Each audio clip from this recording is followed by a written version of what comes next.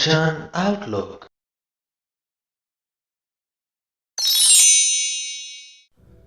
ਇਕ ਓੰਕਾਰ ਸਤਿਗੁਰ ਪ੍ਰਸਾਦ। ਰਾਗ ਆਸਾ ਮਹਿਲਾ ਪਹਿਲਾ, ਚੌਪਦੇ ਘਰ ਦੂਜਾ। ਸੁਣ ਵੱਡਾ ਆਖੈ ਸਭ ਕੋਈ, ਕੇਵਡ ਵੱਡਾ ਡੀਠਾ ਹੋਈ। ਇੱਕ ਦੂਜੇ ਤੋਂ ਸੁਣ ਕੇ ਹਰ ਕੋਈ ਆਖ ਲੈਂਦਾ ਹੈ ਕਿ ਪ੍ਰਮਾਤਮਾ ਤੂੰ ਵੱਡਾ ਹੈ, ਬਹੁਤ ਵੱਡਾ ਹੈ। ਪਰ ਅਸਲ ਦੇ ਵਿੱਚ ਉਹ ਪ੍ਰਮਾਤਮਾ ਕਿੱਡਾ ਕੁ ਵੱਡਾ ਹੈ, ਕਿੰਨਾ ਕੁ ਤਾਕਤਵਰ ਹੈ, ਇਹ ਉਹਨੂੰ ਦੇਖਿਆਂ ਹੀ ਪਤਾ ਚੱਲਦਾ ਹੈ। ਕੇਵਟ ਵੱਡਾ ਡੀਠਾ ਹੋਈ, ਕੀਮਤ ਪਾਏ ਨਾ ਕਹਿਆ ਜਾਏ। ਉਸ ਪਰਮਾਤਮਾ ਦੇ ਵਡੱਪਣ ਦਾ ਅੰਦਾਜ਼ਾ ਨਹੀਂ ਲਾਇਆ ਜਾ ਸਕਦਾ, ਇਹ ਦੱਸਿਆ ਨਹੀਂ ਜਾ ਸਕਦਾ ਕਿ ਉਹ ਕਿੱਡਾ ਵੱਡਾ ਹੈ।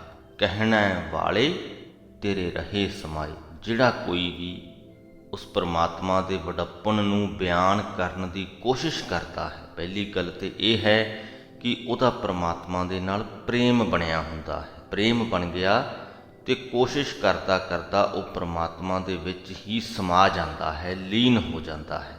ਆਪਣਾ ਆਪਾ ਭਾਵ ਉਹਨੂੰ ਭੁੱਲ ਜਾਂਦਾ ਹੈ। ਇਹ ਵੀ ਭੁੱਲ ਜਾਂਦਾ ਹੈ ਕਿ ਉਹ ਪਰਮਾਤਮਾ ਦੇ ਸਰੂਪ ਨੂੰ ਬਿਆਨ ਕਰਨ ਲੱਗਿਆ ਸੀ, ਬਿਆਨ ਕਰਨ ਦੀ ਕੋਸ਼ਿਸ਼ ਕਰਨ ਲੱਗਿਆ ਸੀ। ਕਹਿਣ ਤੋਂ ਭਾਵ ਕਿ ਉਸ ਪਰਮਾਤਮਾ ਦੇ ਸਰੂਪ ਨੂੰ ਦੱਸਿਆ ਹੀ ਨਹੀਂ ਜਾ ਸਕਦਾ, ਕੀਮਤ ਪਾਏ ਨਾ ਕਹਿਆ ਜਾਏ। ਵੱਡੇ ਮੇਰੇ ਸਾਹਿਬਾ ਗਹਿਰ ਗੰਭੀਰਾ, ਗੁਣੀ ਗਹੀਰਾ, ਕੋਈ ਨਾ ਜਾਣੈ ਤੇਰਾ ਕੀਤਾ ਕੇਵਡ ਚੀਰਾ। ਰਹਾਓ, ਹੇ ਮੇਰੇ ਵੱਡੇ ਮਾਲਕ, ਤੂੰ ਮਾਨੋ ਇੱਕ ਡੂੰਘਾ ਸਮੁੰਦਰ ਹੈ, ਬੜੇ ਜਿਗਰੇ ਵਾਲਾ ਹੈ, ਬੇਅੰਤ ਗੁਣਾ ਵਾਲਾ ਹੈ। ਕੋਈ ਵੀ ਜੀਵ ਨਹੀਂ ਜਾਣਦਾ ਕਿ ਤੇਰਾ ਕਿਤਨਾ ਵੱਡਾ ਵਿਸਥਾਰ ਹੈ। ਮੰਨ ਲਓ ਕੋਈ ਇਨਸਾਨ ਹੈ, ਉਹਨੇ ਕੋਈ ਵੀ ਨਕਸ਼ਾ ਨਹੀਂ ਦੇਖਿਆ ਹੋਇਆ, ਕਿਉਂਕਿ ਨਕਸ਼ਿਆਂ ਦੇ ਉੱਪਰ ਕਿਤੇ ਨਾ ਕਿਤੇ ਅੰਦਾਜ਼ਾ ਲਾਇਆ ਜਾ ਸਕਦਾ ਹੈ ਕਿ ਸਮੁੰਦਰ ਕਿੱਡੇ ਵੱਡੇ ਨੇ, ਕਿ ਕਿਹੜੇ ਦੇਸ਼ ਤੋਂ ਸ਼ੁਰੂ ਹੁੰਦੇ ਨੇ, ਕਿਹੜੇ ਦੇਸ਼ 'ਤੇ ਖਤਮ ਹੁੰਦੇ ਨੇ, ਕਿਹੜੇ ਕਿਹੜੇ ਦੇਸ਼ ਨਾਲ ਸਮੁੰਦਰ ਦੀ ਹੱਦ ਲੱਗਦੀ ਹੈ। ਨਹੀਂ ਵੇਖਿਆ ਕਿਸੇ ਨੇ ਨਕਸ਼ਾ, ਪਰ ਉਹ ਸਮੁੰਦਰ ਦੇ ਕਿਨਾਰੇ 'ਤੇ ਖੜ੍ਹਾ ਹੈ, ਸਮੁੰਦਰ ਦਾ ਦਰਸ਼ਨ 'ਤੇ ਕਰ ਰਿਹਾ ਹੈ, ਸਮੁੰਦਰ ਦੇ ਦਰਸ਼ਨ ਦੇ ਆਨੰਦ ਨੂੰ ਮਾਣ ਰਿਹਾ ਹੈ। ਪਰ ਉਹ ਸਮੁੰਦਰ ਕਿੱਡਾ ਕੁ ਵੱਡਾ, ਕਿੰਨਾ ਕੁ ਵਿਸ਼ਾਲ, ਕਿੱਥੋਂ ਕੁ ਤੱਕ ਫੈਲਿਆ ਹੋਇਆ ਹੈ, ਇਸ ਗੱਲ ਦਾ ਉਹ ਇਨਸਾਨ ਅੰਦਾਜ਼ਾ ਨਹੀਂ ਲਾ ਸਕਦਾ। ਅਸੀਂ ਪਰਮਾਤਮਾ ਦੇ ਨਾਲ ਪਿਆਰ ਕਰ ਲਈਏ, ਪ੍ਰੇਮ ਦੇ ਵਿੱਚ ਪੈ ਜਾਈਏ, ਪਰਮਾਤਮਾ ਦਾ ਦੀਦਾਰ ਕਰ ਲਈਏ, ਉਸ ਦੀਦਾਰ ਦੇ ਆਨੰਦ ਨੂੰ ਤਾਂ ਮਾਣ ਸਕਦੇ ਹਾਂ, ਪਰ ਇਹ ਬਿਆਨ ਨਹੀਂ ਕਰ ਸਕਦੇ ਕਿ ਪਰਮਾਤਮਾ ਕਿੰਨਾ ਕੁ ਵੱਡਾ, ਕਿੰਨਾ ਕੁ ਵਿਸ਼ਾਲ, ਕਿੱਥੋਂ ਕੁ ਤੱਕ ਫੈਲਿਆ ਹੋਇਆ ਹੈ। ਇਸ ਸ੍ਰਿਸ਼ਟੀ ਦੇ ਕਣ ਕਣ ਦੇ ਵਿੱਚ ਪਰਮਾਤਮਾ ਮੌਜੂਦ ਹੈ, ਅਤੇ ਸ੍ਰਿਸ਼ਟੀ ਕਿੱਥੋਂ ਕੁ ਤੱਕ ਫੈਲੀ ਹੈ ਅਸੀਂ ਅੰਦਾਜ਼ਾ ਨਹੀਂ ਲਾ ਸਕਦੇ। ਤਾਂ ਉਸੇ ਤਰ੍ਹਾਂ ਹੀ ਪਰਮਾਤਮਾ ਦਾ ਵਿਸਥਾਰ ਕਿੱਡਾ ਵੱਡਾ ਹੈ, ਇਹ ਵੀ ਅੰਦਾਜ਼ਾ ਲਾਇਆ ਨਹੀਂ ਜਾ ਸਕਦਾ। ਸਭ ਸੁਰਤੀ ਮਿਲ ਸੁਰਤ ਕਮਾਈ, ਸਭ ਕੀਮਤ ਮਿਲ ਕੀਮਤ ਪਾਈ। ਮਨੁੱਖ ਹੈ, ਬੇਸ਼ੱਕ ਉਹਨੂੰ ਪਤਾ ਹੋਵੇ ਕਿ ਪਰਮਾਤਮਾ ਦੇ ਵਿਸਥਾਰ ਦਾ ਜੋ ਉਰਲਾ ਪਰਲਾ ਬੰਨਾ ਹੈ ਉਹ ਨਹੀਂ ਲੱਭ ਪਾਏਗਾ, ਪਰ ਉਹ ਕੋਸ਼ਿਸ਼ ਕਰਨੋਂ ਨਹੀਂ ਹਟਦਾ। ਇਸ ਗੱਲ ਦਾ ਜ਼ਿਕਰ ਇਹਨਾਂ ਪੰਕਤੀਆਂ ਦੇ ਵਿੱਚ ਹੈ ਕਿ ਸਮਾਧੀਆਂ ਲਾਉਣ ਵਾਲੇ ਕਈ ਵੱਡੇ ਪ੍ਰਸਿੱਧ ਯੋਗੀਆਂ ਨੇ ਧਿਆਨ ਜੋੜਨ ਦੇ ਯਤਨ ਕੀਤੇ, ਮੁੜ ਮੁੜ ਯਤਨ ਕੀਤੇ। ਸਭ ਸੁਰਤੀ ਮਿਲ ਸੁਰਤ ਕਮਾਈ, ਸਭ ਕੀਮਤ ਮਿਲ ਕੀਮਤ ਪਾਈ। ਅਤੇ ਸਾਰਿਆਂ ਨੇ ਰਲ ਕੇ ਪਰਮਾਤਮਾ ਦਾ ਸਰੂਪ ਲੱਭਣ ਦੀ, ਪਰਮਾਤਮਾ ਦੀ ਕੀਮਤ ਪਾਉਣ ਦੀ ਕੋਸ਼ਿਸ਼ ਕੀਤੀ। ਗਿਆਨੀ ਧਿਆਨੀ ਗੁਰ ਗੁਰ ਹਾਈ, ਕਹਿਣ ਨਾ ਜਾਈ ਤੇਰੀ ਤਿਲ ਵਡਿਆਈ। ਵੱਡੇ ਵੱਡੇ ਵਿਦਵਾਨ, ਸ਼ਾਸਤਰ ਵੇਤਾ, ਵਿਚਾਰਵਾਨ ਇੱਕ ਦੂਜੇ ਦੀ ਸਹਾਇਤਾ ਲੈ ਕੇ ਉਹਨਾਂ ਨੇ ਤੇਰੇ ਬਰਾਬਰ ਦੀ ਕੋਈ ਹਸਤੀ ਲੱਭਣ ਦੀ ਕੋਸ਼ਿਸ਼ ਕੀਤੀ, ਪਰ ਇਸ ਸਭ ਦੇ ਬਾਵਜੂਦ ਵੀ ਤੇਰੀ ਵਡਿਆਈ ਦਾ ਇੱਕ ਤਿਲ ਜਿਤਨਾ ਹਿੱਸਾ ਵੀ ਉਹ ਦੱਸ ਨਹੀਂ ਸਕੇ। ਸਭ ਸੱਤ, ਸਭ ਤਪ, ਸਭ ਚੰਗਿਆਈਆਂ, ਸਿੱਧਾਂ ਪੁਰਖਾਂ ਕੀਆਂ ਵਡਿਆਈਆਂ।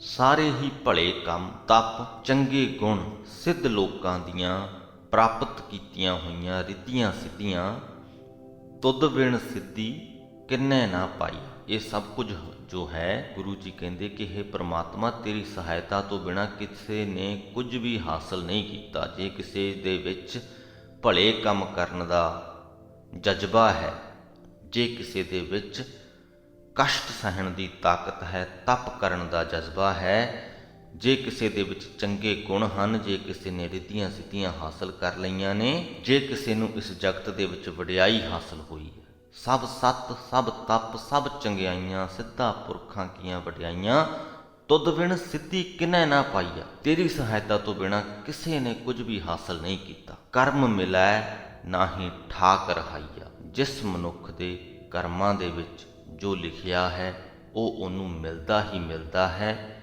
ਉਸ ਰਾਹ ਦੇ ਵਿੱਚ ਕੋਈ ਵੀ ਰੋੜਾ ਨਹੀਂ ਬਣ ਸਕਦਾ।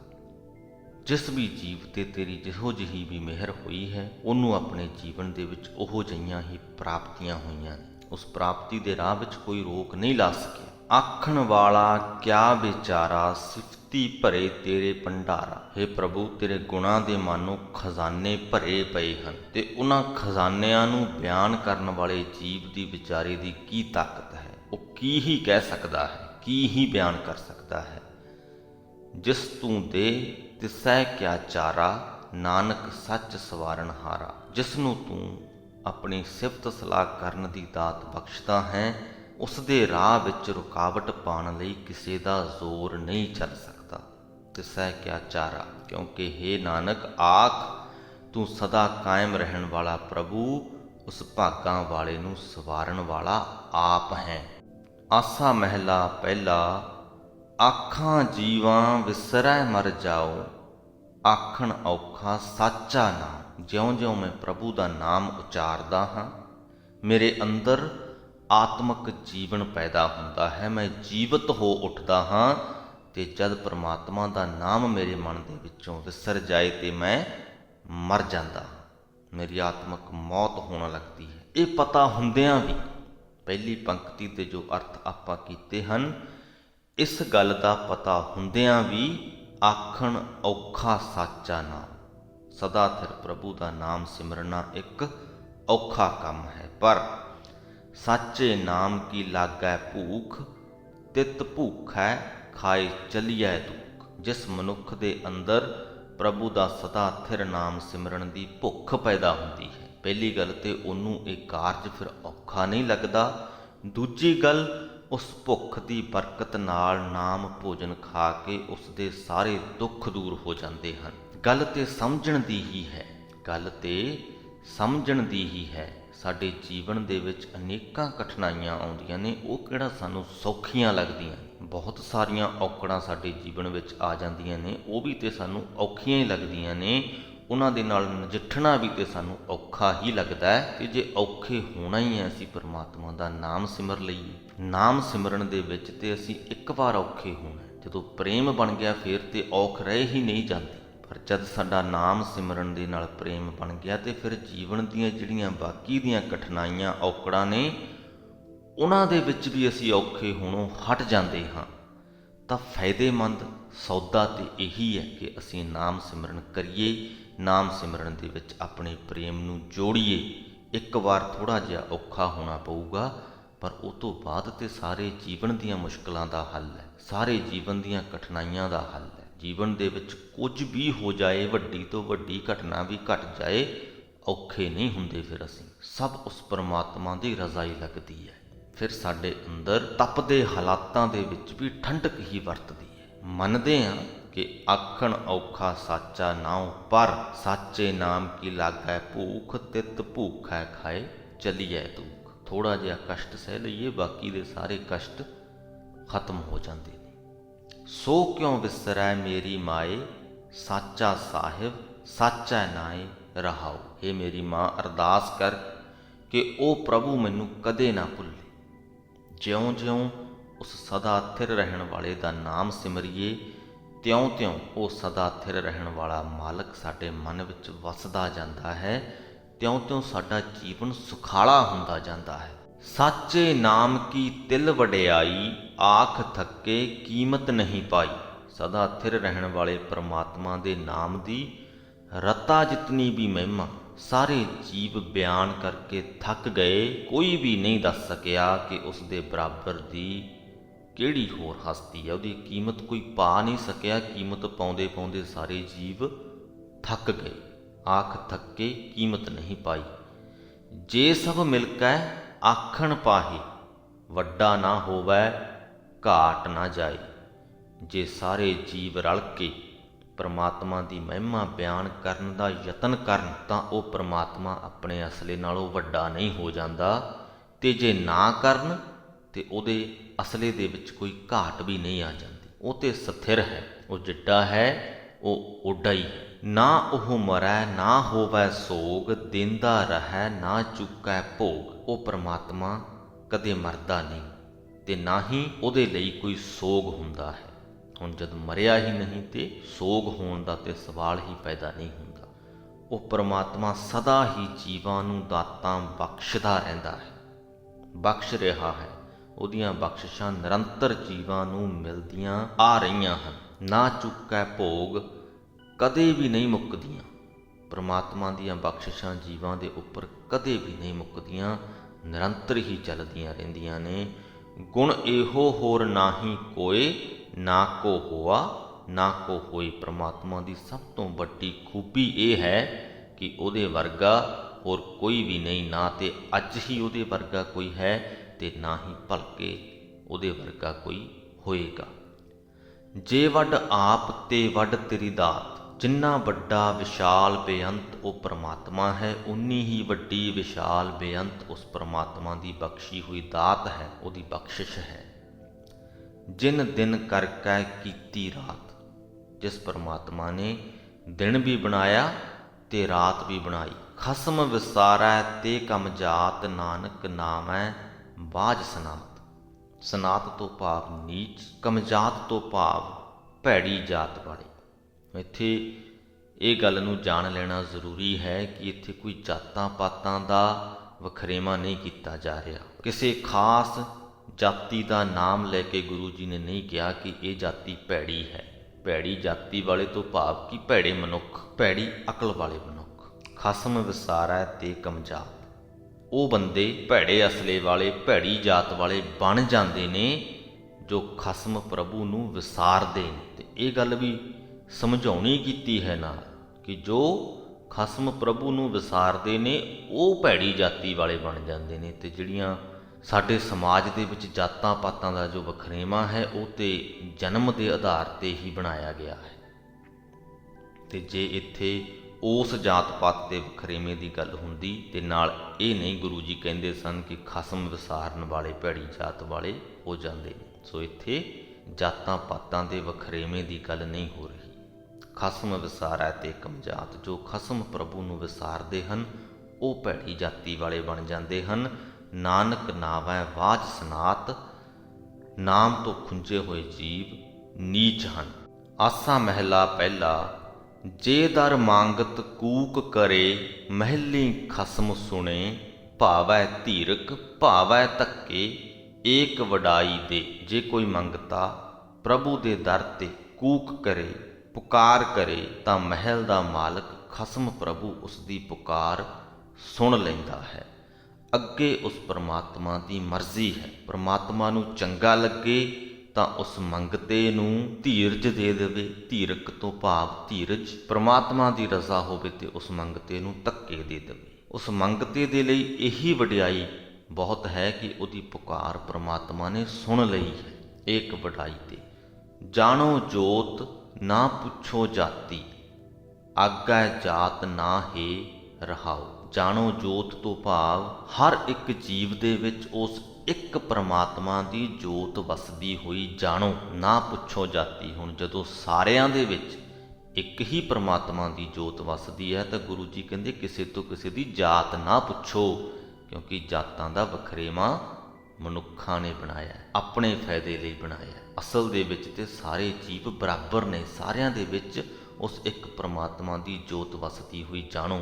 ਤੇ ਦੂਜੀ ਗੱਲ, ਆਗੈ ਜਾਤ ਨਾ ਹੈ। ਅੱਗੇ ਪਰਲੋਕ ਦੇ ਵਿੱਚ ਕਿਸੇ ਦੀ ਜਾਤੀ ਕਿਸੇ ਦੇ ਨਾਲ ਨਹੀਂ ਜਾਂਦੀ, ਉੱਥੇ ਤੇ ਤੁਹਾਡੇ ਗੁਣ ਹੀ ਨਾਲ ਜਾਂਦੇ ਨੇ।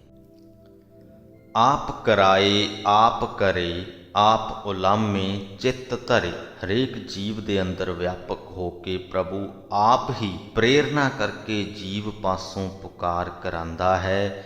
ਹਰੇਕ ਜੀਵ ਦੇ ਵਿੱਚ ਵਿਆਪਕ ਹੋ ਕੇ ਆਪ ਹੀ ਪੁਕਾਰ ਕਰਦਾ ਹੈ ਤੇ ਆਪ ਹੀ ਪ੍ਰਭੂ ਹਰੇਕ ਜੀਵ ਦੇ ਗਿਲੇ ਸੁਣਦਾ ਹੈ।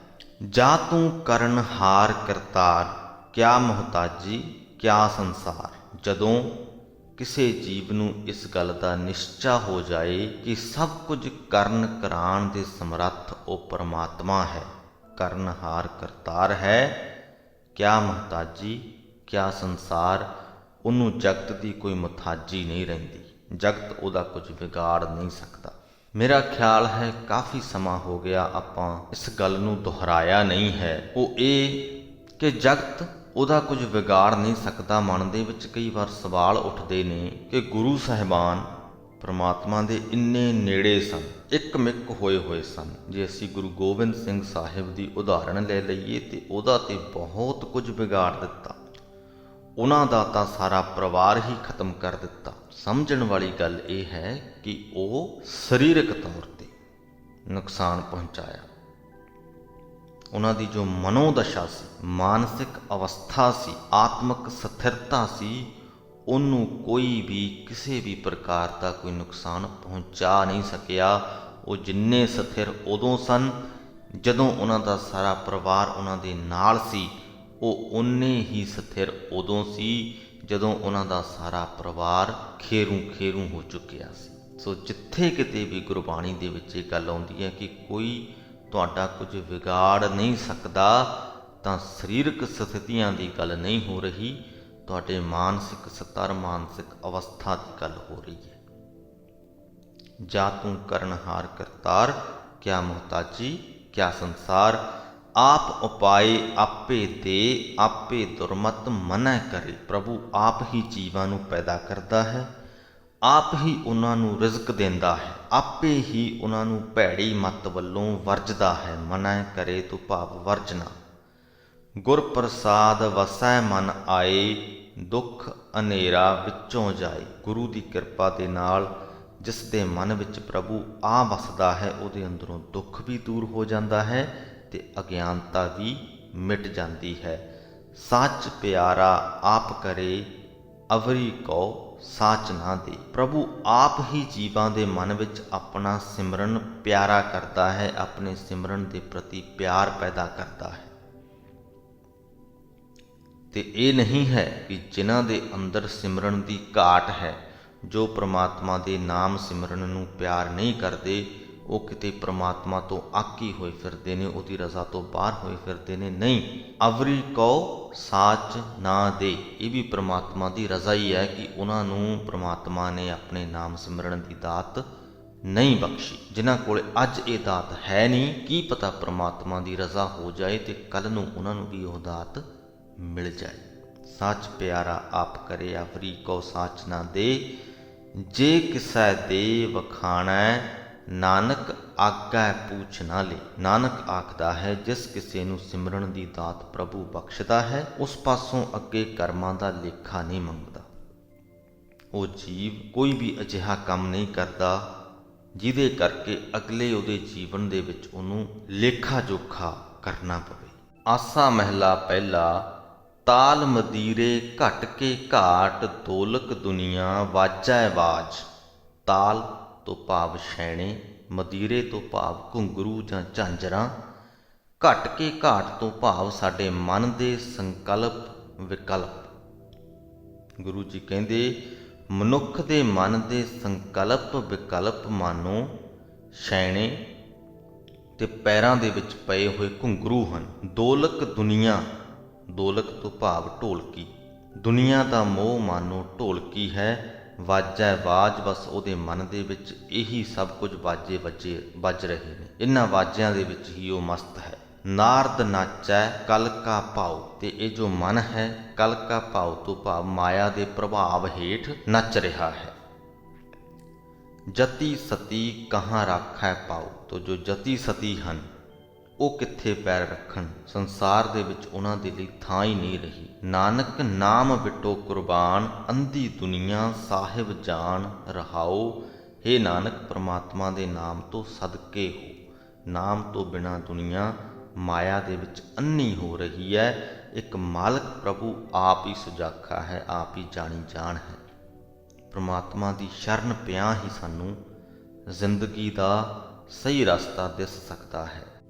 ਗੁਰੂ ਪਾਸੋਂ ਫਿਰ ਚੇਲਾ ਖਾਏ, ਤਾਮ ਪ੍ਰੀਤ ਵਸੈ ਘਰ ਆਏ। ਅਜੋਕੇ ਸਮੇਂ ਦੀ ਗੱਲ ਕਰਦੇ ਹੋਏ, ਅਜੋਕੇ ਸਮੇਂ ਤੋਂ ਭਾਵ ਅੱਜ ਵੀ ਇਹ ਗੱਲਾਂ ਲਾਗੂ ਹੁੰਦੀਆਂ ਨੇ। ਤੇ ਜਦੋਂ ਗੁਰੂ ਸਾਹਿਬ ਨੇ ਗੁਰਬਾਣੀ ਲਿਖੀ, ਇਹ ਪੰਕਤੀਆਂ, ਇਹ ਸ਼ਬਦ ਲਿਖਿਆ ਉਦੋਂ ਵੀ ਇਹ ਗੱਲਾਂ ਲਾਗੂ ਹੁੰਦੀਆਂ ਸਨ। ਕਹਿੰਦੇ ਚੇਲੇ ਨੇ ਗੁਰੂ ਦੀ ਸੇਵਾ ਕਰਨੀ ਹੁੰਦੀ ਹੈ, ਪਰ ਗੁਰੂ ਪਾਸੋਂ ਫਿਰ ਚੇਲਾ ਖਾਏ। ਹੁਣ ਤੇ ਸਮਾਂ ਅਜਿਹਾ ਆ ਗਿਆ ਕਿ ਚੇਲਾ ਗੁਰੂ ਤੋਂ ਉਦਰਪੂਰਨਾ ਹੀ ਕਰਦਾ ਹੈ। ਤਾਮ ਪ੍ਰੀਤ ਭਾਵ ਰੋਟੀ ਦੀ ਖਾਤਰ ਵਸੈ ਘਰ ਆਏ, ਰੋਟੀ ਦੀ ਖਾਤਰ ਹੀ ਚੇਲਾ ਆ ਬਣਦਾ ਹੈ, ਗੁਰੂ ਦੇ ਘਰ ਵਿੱਚ ਆ ਵਸਦਾ ਹੈ। ਜੇ 100 ਵਰਿਆਂ ਜੀਵਨ ਖਾਣ, ਖਸਮ ਪਛਾਣੈ ਸੋ ਦਿਨ ਪ੍ਰਵਾਨ। ਇਸ ਪ੍ਰਕਾਰ ਦਾ ਜੀਵਨ ਕਹਿੰਦੇ ਜੇ 100 ਸਾਲ ਵੀ ਜੀ ਲਈਏ ਕਿ ਸੌਖਾ ਖਾਣਾ ਪੀਣਾ ਬਣਿਆ ਰਹੇ, ਕੁਝ ਕਰਨਾ ਨਾ ਪਵੇ, ਖਾਣ ਪੀਣ ਨੂੰ ਮਿਲੀ ਜਾਏ, ਤਾਂ ਵੀ ਇਹ ਉਮਰ ਵਿਅਰਥ ਹੈ। ਜੀਵਨ ਦਾ ਉਹ ਦਿਨ ਭਾਗਾਂ ਵਾਲਾ ਸਮਝੀਏ ਜਦ ਮਾਲਕ ਪ੍ਰਭੂ ਦੇ ਨਾਲ ਸਾਂਝ ਪਾ ਲਈਏ। ਦਰਸ਼ਨ ਦੇਖਿਆ ਦਇਆ ਨਾ ਹੋਏ। ਦਰਸ਼ਨ ਇੱਥੇ ਪ੍ਰਮਾਤਮਾ ਦੇ ਦਰਸ਼ਨ ਦੀ ਗੱਲ ਨਹੀਂ ਹੋ ਰਹੀ, ਇੱਥੇ ਮਨੁੱਖ ਦੇ ਹੀ ਦਰਸ਼ਨ ਦੀ ਗੱਲ ਹੋ ਰਹੀ ਹੈ। ਦਰਸ਼ਨ ਦੇਖਿਆ ਦਇਆ ਨਾ ਹੋਏ ਭਾਵ ਕਿ ਜੋ ਮਨੁੱਖ ਹਨ ਉਹ ਇੱਕ ਦੂਜੇ ਨੂੰ ਵੇਖ ਕੇ ਵੀ ਇੱਕ ਦੂਜੇ ਤੇ ਦਇਆ ਨਹੀਂ ਕਰਦੇ, ਪਿਆਰ ਦਾ ਜਜ਼ਬਾ ਨਹੀਂ ਵਰਤ ਰਹੇ। ਸੰਬੰਧ ਹੀ ਸਾਰਾ ਮਾਇਆ ਦਾ ਬਣ ਗਿਆ ਹੈ। ਲਏ ਦਿੱਤੇ ਬਿਨ ਰਹਿ ਨਾ ਕੋਈ। ਕਿਸੇ ਨੂੰ ਕੁਝ ਦਿੱਤੇ ਬਿਨਾਂ ਜਾਂ ਕਿਸੇ ਤੋਂ ਕੁਝ ਲਏ ਬਿਨਾਂ ਇਹ ਰਹਿ ਹੀ ਨਹੀਂ ਰਹੇ। ਸਾਰਾ ਹੀ ਮਾਇਆ ਦਾ ਸੰਬੰਧ ਬਣ ਗਿਆ।